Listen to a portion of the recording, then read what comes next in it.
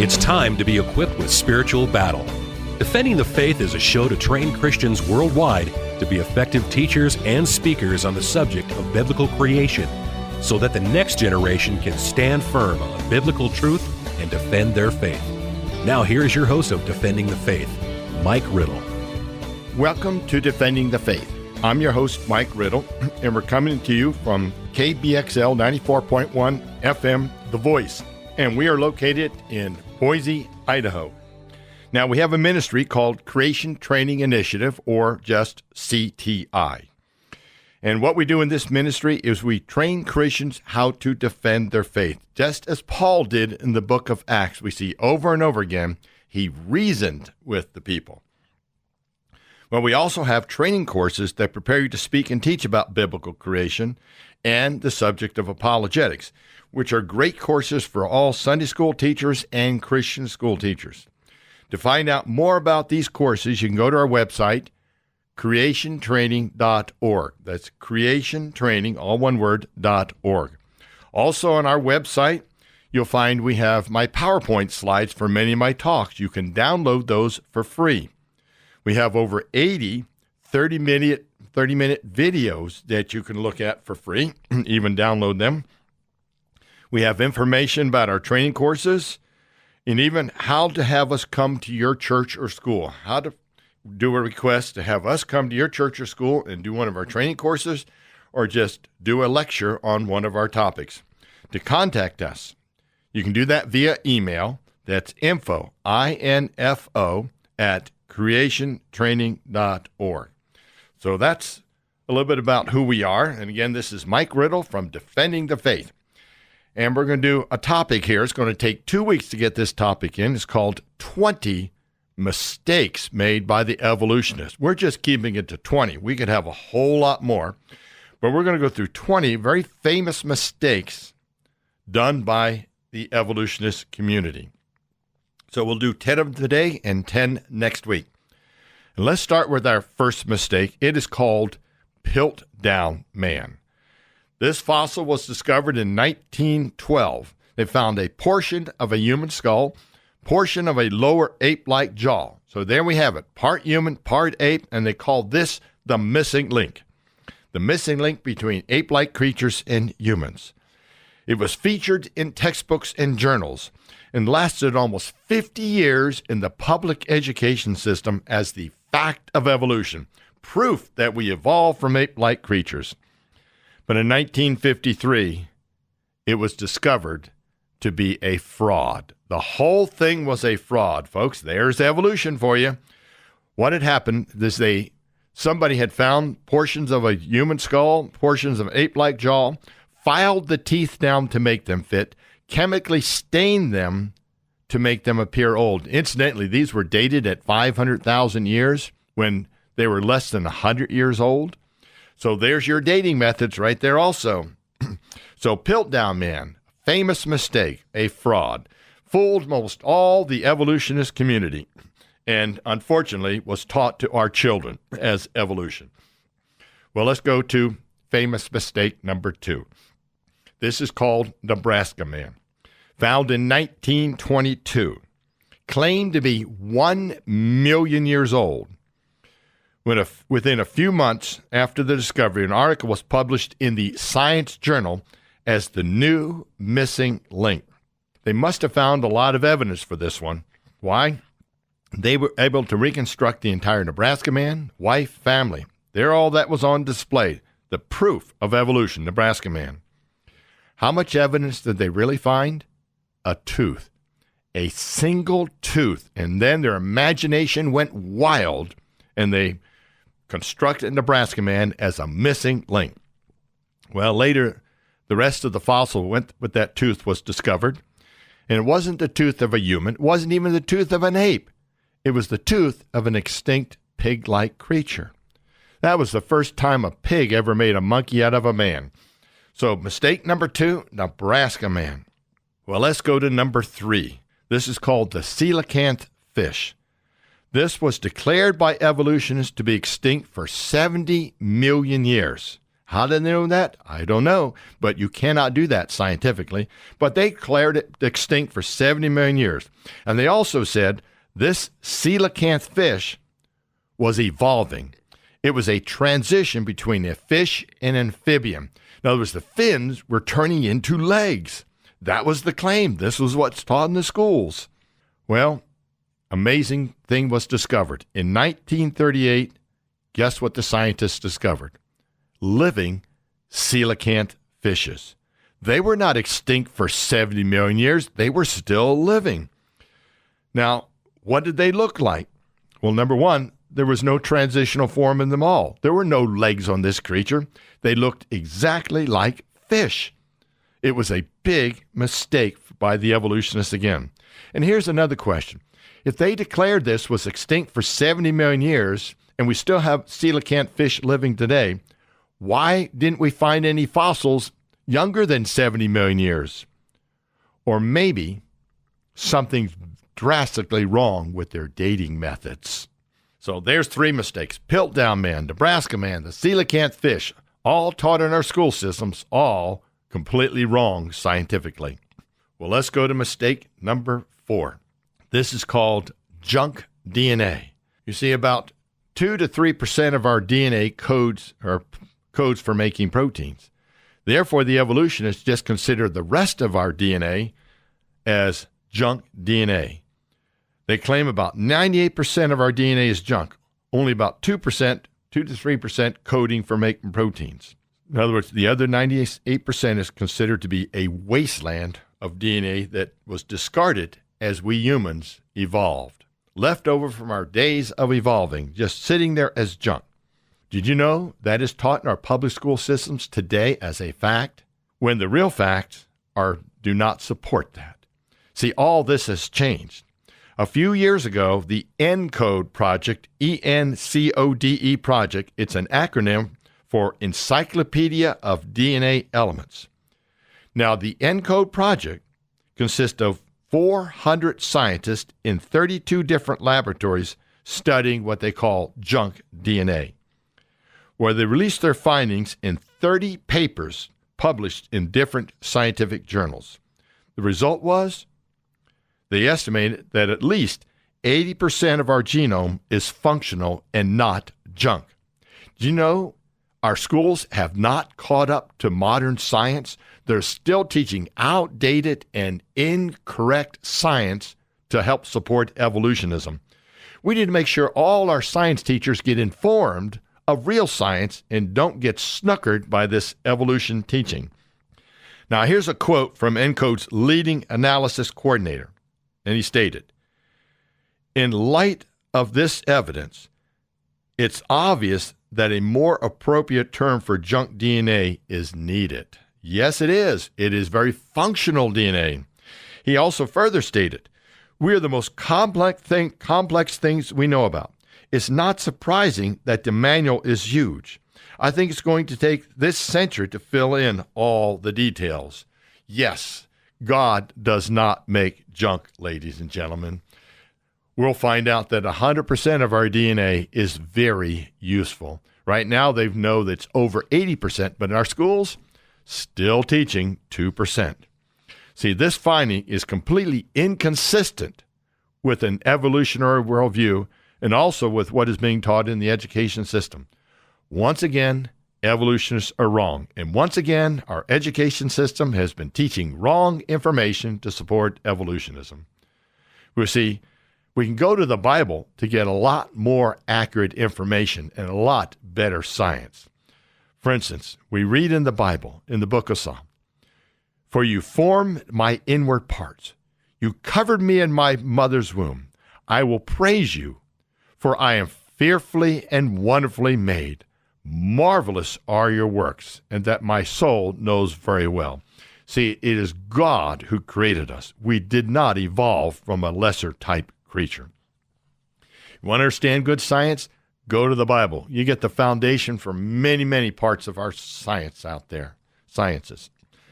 Well, let's go to famous mistake number 5. And again, they're still teaching this one in the public schools. It is called vestigial organs. Vestigial, vestigial organs. Well, first we need to define what is a vestigial organ. Well, these are structures, according to evolutionists, that have no useful function, but which represent the remains of organs that once had some use. Now, they're leftover organs from our evolving days from an ape-like creature, and we don't need them anymore. For over 100 years, evolutionists have continued to use vestigial organs as evidence of evolution, and it is still being used in our public schools. For instance, modern textbooks still claim vestigial organs as proof of evolution. However, claiming an organ is useless does not tell us where it came from. Let's take a look at just 3 of these so-called useless organs: the appendix, tonsils, and the coccyx.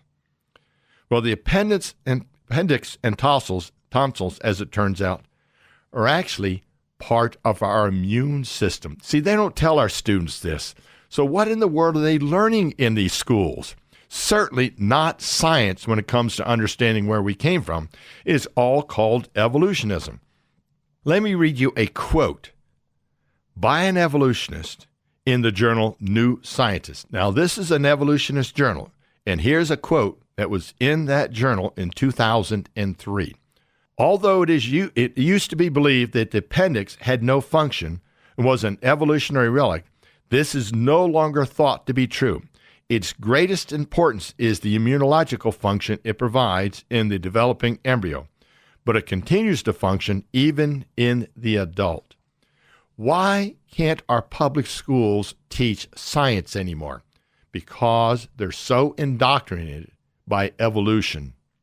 This is why our students continue to repeat the mistakes over and over again. They're not being allowed to learn good science when it comes to origins.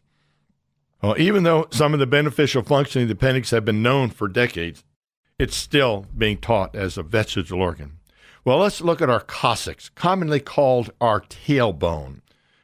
It is really not a tailbone. It is not a vestigial organ.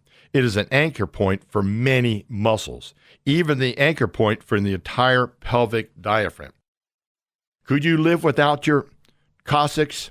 Yes, you could, but it would be very difficult.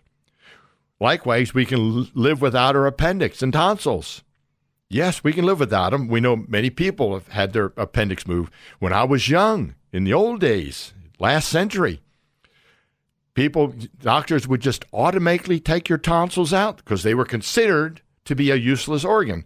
Well, when they did that, diseases started coming in. See, there's evolution again. Not beneficial to mankind at all. Serves no useful function, evolution does. But they were taking tonsils out. I had mine taken out just because they were there. They were considered useless. But they are part of your immune system. So again, another major mistake, and they continue to teach that major mistake in the school systems. We need to make sure our secular colleges train the next generation of teachers to understand science and learn critical thinking skills, learn how to ask questions. I wonder how they know that's true. Has that ever been observed, or are they making any assumptions here? Wouldn't it be nice if we trained that to our teachers? Well, let's go to mistake number 6, called the flying dinosaur. The dinosaur with feathers, named Archaeal Raptor. This was considered to be a transition between a dinosaur and a bird. Archaeal Raptor. It was featured in the 1990s in the National Geographic Journal as the missing link. What happened to our dinosaurs? They evolved into birds. They even had colored pictures in National Geographic with this dinosaur creature with feathers all over it, knowing how to fly. Well, there was another mistake with that one also. Number one, they smuggled the bones out of China. Secondly, they had pasted on feather imprints onto the fossils. The whole thing was a fraud. But yet there, in National Geographic and being taught in our school systems, was the fact that dinosaurs evolved into birds.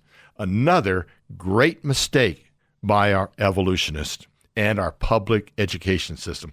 See, if we call that a public education system, they should do a better job than this, or we should stop calling it public education. Take the word education off if they're not willing to teach good science. Well, let's go to mistake number 7. This is called the Miller experiment. In 1953, Stanley Miller was doing his graduate work and was running an experiment. And what he wanted to show is that we can get the building blocks of life in a laboratory through natural processes. Now, we're not talking about getting life. What Miller wanted to show is we can get these things called amino acids. Now, what are amino acids? Well, those are the molecules that make up proteins. See, we have atoms, basic unit of matter. Atoms will form together to make molecules, and some of those molecules are amino acids, and amino acids will bond together to make proteins. So Miller built a scientific experiment in his laboratory, and he put certain gases in the experiment, such as methane, ammonia, and he left oxygen out for very good reasons, and we'll discuss that. Then he generated electrical sparks to drive the chemical reactions. Then it goes on in the textbooks to state Miller got amino acids. And they even say, it's still in the textbooks since 1950s, that Miller got components used in life. Well, that is partially true. Miller did get amino acids. But you see, here's another problem with our textbooks and what's being taught. They're not telling the whole story. Why don't they tell the whole story? Because the whole story shows that the Miller experiment was a complete failure and refutes evolutionism. They're not allowed to do that in public schools today. They are forced to teach evolution rather than good science. Here are the problems. Well, Miller left oxygen out of the experiment. Why did he do that? Well, Miller was a very smart man. We have to give him credit. He was a very smart man. He knew, as we know today, through observable and repeatable science, that in the presence of oxygen, life could never get started. See, oxygen is like a corrosive. It destroys chemical bonds. And in the origin of life scenario, these chemicals, these molecules are not protected yet. They don't have a cell membrane or a wall going around them yet. They're just out in the open. And oxygen would destroy them. But here's something else they don't teach in the schools besides life can't start in the presence of oxygen. If there was no oxygen in our atmosphere, as Miller concluded and other scientists concluded that in the early atmosphere there could not have been oxygen in order to support their scenario for the origin of life, if there was no oxygen, that means there's no ozone because the ozone's made out of oxygen. And if there's no ozone, we do not have the protection from the sun's rays. And guess what happens to all these unprotected molecules? They are fried. So we know from observable and repeatable science, life could not start with oxygen or could not start without oxygen. But you know, they don't teach that in the schools. They just say Miller got the building blocks of life. He got amino acids used in life. Well, here's another problem with the Miller experiment that they don't talk about. Life can't start in water either. See, a scenario they give today is life started in the bottom of the oceans with hot vents down there providing the heat. Well, the problem with water is this. There's a word called hydrolysis. Hydro means water. Hydrolysis literally means water splitting. You see, life could never begin in water, no matter what the heating conditions are down there in the bottom of the ocean are like. Because water destroys chemical bonds. That is a known fact. So life can't start with or without oxygen, and it could not start in water anyway. And all that's left out of the textbooks. But Miller did get amino acids. Well, here's another problem they don't teach our students. When will we start getting to the education part of public education?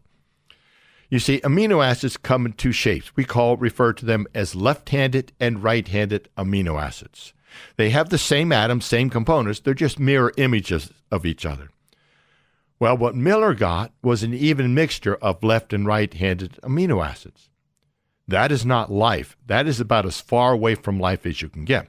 See, life requires 100% left-handed amino acids. In other words, all amino acids in all proteins in life are left-handed. Miller did not get that. Matter of fact, every experiment we've ever done since the Miller experiment always ends up with 50% left-handed and about 50% right-handed. That is like a poison in life. Life requires 100% left-handed amino acids, but yet they don't teach that in the schools either. We really have a problem with their education system. See, they're being bound by the law not to be able to do education. They're being forced to do non-education and teach things that simply are not true. So there's mistake number 7. Now let's get mistake number 8, the origin of stars. And you read in our textbooks today exactly what the evolution scientists are teaching, that new stars are forming all the time. And they talk about how this happens. They get these big gas and dust clouds called nebula, and they rotate around and around and around. And as they rotate around, they begin to gravitationally collapse inward and eventually form a new star. Folks, that simply does not agree with known science. Yes, these gas and dust clouds are out there, and yes, they rotate around, and because of the rotation and gravity, they begin to collapse inward. But as they do so, they generate heat pressure. This is what they're not teaching. That heat pressure can be measured, and it is always stronger than the gravity, always causing the clouds to expand outward, not inward. Another great mistake. Well, let's go to mistake number 9. And this mistake says this, that humans and chimps are closely related. Why? Because in our DNA, we're only about 2% different. Only 2% difference in our DNA between humans and chimpanzees. Well, this claim goes back to 1973. It was done, and this is what they don't teach, using only a portion of the human and chimp DNA.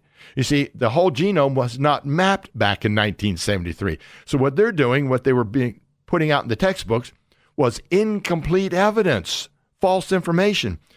See, the human genome has about 3 billion letters. And here's something else they won't say. If we were, in fact, only 2% different from chimpanzees in our DNA, that 2% would amount to 60 million differences. See, they don't put that number in the textbooks. That's just left out. But here's the real science. Research today, after comparing the entire genomes, now we've looked at the chimpanzee genome, we've mapped out the human genome. Now that we compare the entire genome, we're not 2% different. We're about 20% different, which is hundreds of millions of differences. This is a big mistake by the evolutionists. However, it's still being taught in the public schools. Here's a quote by Brian Thomas. He has this MA in biotechnology. And he says, if we were only 15% different in our DNA from chimpanzees, this means, quote, this means that 450 million letters distinguish human from chimp DNA. Even after 6 million years, no known natural process could begin to write such an immense library of information. Folks, we're about 450 million letters different in our DNA from chimpanzees. We're not even close, but they're not allowed to teach that in the public system. Let's start referring to it as the public system versus the public education system. Well, let's get to number 10. Big mistake. It's called rejection of the truth. They claim there is no creator God. But we read in the Bible, it is God who created all things. In Colossians 1:16 and 17 we read, for by him all things were created that are in heaven and that are on earth, visible and invisible, whether thrones or dominions or principalities or powers. All things were created through him and for him. And he is before all things, and in him all things consist. The evolutionists are ignoring, in our public education system, is ignoring that truth. They're also ignoring the truth we find in Romans 1:19-20, that God's word states that we are without excuse, and it reads, because that which may be known of God is manifest in them, for God has showed it unto them. For the invisible things of him from the creation of the world are clearly seen, being understood by the things that are made, even his eternal power and Godhead, so that they are without excuse. Finally, it says this. His word states that no matter what you have done, his mercy and his grace are big enough to cover it all. Now, you can find out about this creator by reading his book, the Bible. I'm Mike Riddle, and this has been Defending the Faith on KBXL 94.1 FM. Again, you can find us on the web at creationtraining.org. This whole ministry is funded by your donations. This radio show we're doing here is funded by your donations. If you'd like to help us train others, Christians, about the truth of science, about the truth of God's creation, you can donate to this ministry. You can mail your checks to CTI, that's CTI, Post Office Box 2415, Eagle, Idaho 83616. That's CTI, Post Office Box 2415, Eagle, Idaho 83616. Or you can donate online by going to our website, creationtraining.org. Let's make sure we get this next generation trained properly, that the science does support God's Word, and stop the compromise that's coming in to many of our churches and Christian schools. Again, I'm Mike Riddle. This has been Defending the Faith. Thank you, and God bless.